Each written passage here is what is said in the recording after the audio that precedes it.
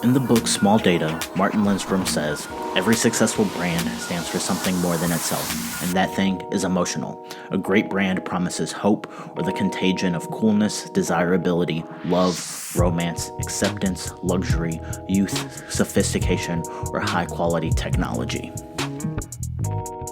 The dictionary definitions of grandeur include having more importance than others, being large and striking in scope, extent, or conception, or the quality or state of being impressive. Your brand can convey a sense of grandeur and aspirational quality that also fits seamlessly into your fans' lives. For instance, luxury brands focus on aspirational branding and grandeur in the sense that they create products that signal a higher social status. However, recently, the most successful aspirational brands are the ones that also are lifestyle brands, in the sense that the brand encapsulates a lifestyle consumers identify with and desire. So why aspirational over inspirational? As Charlie Brown wrote for Fast Company, people who are inspired are temporarily stimulated to do or feel something. Aspiration, on the other hand, involves striving in a long-lasting and meaningful way to achieve or become something in particular. Now, how do you create an aspirational brand? You need to communicate the values that drive your vision and where that vision will take you and any fan who will follow along. The loftiness of your brand's goals should make fans eager to be a part of that vision. Your approach should have a threefold action. First, act as an aspirational goal. 2, allow for individuality in the sense that people can achieve the goal without being you. 3, connect with others with the same goal. Don't tell your audience how to be exactly like you. Instead, you should guide them to interpret your values and visions with their own perspective and apply it to themselves.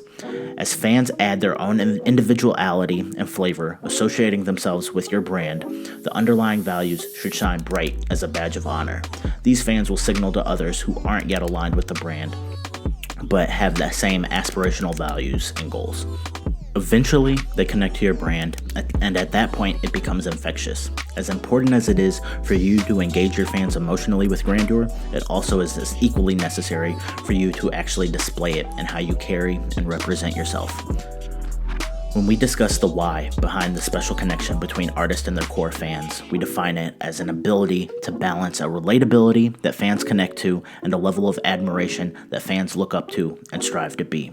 People will connect with your art and people will appreciate your talent, but a relatable personality has always been important in moving the masses. Personality extends past your music, but to your overall presentation, from how you dress to how you communicate. It can be brash like a Kanye West, it can be elegant like a Beyonce, it can be larger than life like a Lady Gaga.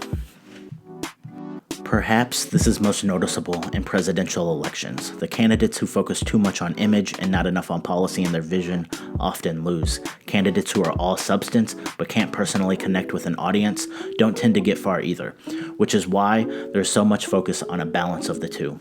People often say, I want a candidate who is smart but has my best interests at heart, who can lead, but I also want to feel like I can get a beer with them. However, as time goes on, what people want in the package changes. Where there used to be a need in politics to be super polished, clean-cut, and diplomatic, there is now a craving from people for authenticity and at times an edge. The same has been seen in artists as well, so it's not a concept reserved for politics. In fact, artists have been much quicker to recognize and adapt to this. Compare boy bands of old to the ones now, where boy bands used to constantly walk the straight and narrow, maintain a perfect image, or even have matching outfits, or they had members that fit a specific persona for fans, so fans could latch onto the one like them or the one they wanted to be. Now it's rare to even see a boy band. People are over the manufactured image. Fans look up to and admire grand talent and performance, but they don't so much relate to manufactured personas. They want something they perceive as real, imperfect, unfiltered, honest, but most of all, relatable. At the end of the day, remember that you need to establish your values and vision, but you need to be strategic about how it's communicated and who is doing that communication. You're walking a line of connecting while also conveying a sense of esteem. After you communicate your values, aspirational vision, and embody it within your personality, the next piece is to give your fans an invitation to contribute. Encourage them to play a role in reaching that aspirational goal and satisfying that aspirational identity that drew them to you in the first place. This goes back to pillar 1 of creating a brand, which is creating a sense of community or belonging. It also includes demonstrating how your music fits into and enhances their lives and creates a way for fans to act on their inspiration, whether it's through challenges, meetups, chances for a shout out, or whatever other engagement activities you think up. It's not an easy feat to create a sense of grandeur and to develop an aspirational brand. It's an ambitious ingredient to the marketing mix to try and incorporate.